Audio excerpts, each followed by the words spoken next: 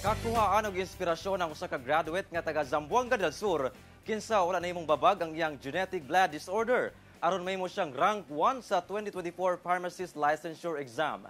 Ato siyang ila-ilahon pinaagi nining report. Wala nagdahom ang 25 anyos nga si Regway Hadjula nga taga Margo sa Tubig, Zamboanga del Sur nga mamahimong rank 1 sa 2024 pharmacist licensure exam nga nakakuha og 92.85%. Di ko talaga in-expect kasi I reviewed pa sa Manila. Tapos, everyone there is so competitive. Apan luyo sa kalampusan ni Reg, ang usa ka talagsaon nga sakit nga ginasagubang niini.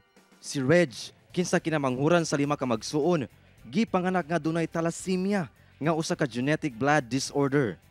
Sumala niya, dagang hagit ang iyang giatubang tungod sa iyang sakit samtang nag-eskwela. May kuya din po, may thalassemia din sa to the extent na ayun nga, hindi siya nakapag-aral. So, yung case ko naman is medyo light compared sa kanya. But somehow, there's this struggle din. Kasi, of course, we have to stay, awake late at night. Study, ganyan. Pero, tapos, yung hemoglobin ko mababa.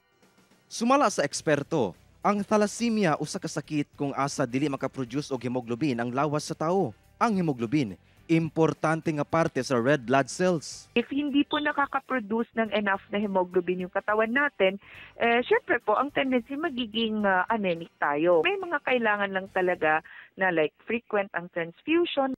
Busa ang amahan ni Reg, emosyonal diyang naibawan nga rank 1 ang anak. First of all, I would thank to Almighty Allah for hindi ko maano. So, dahil sa kanyang hirap at then at least kuha niya rin, no? So yung mapasalamat ako sa mga suporta ng mga kapatid. Mapasalamaton sab si Reg sa iyang banay nga way puas ang suporta kaniya. Thankfully, with my sister, with everyone in the family, na manage naman, and we have everyone to help me keep track of my health. Mensahe niya sa kabataan. Mas masaya ka sa ginagawa mo. You actually won't get tired. Kaya, yun.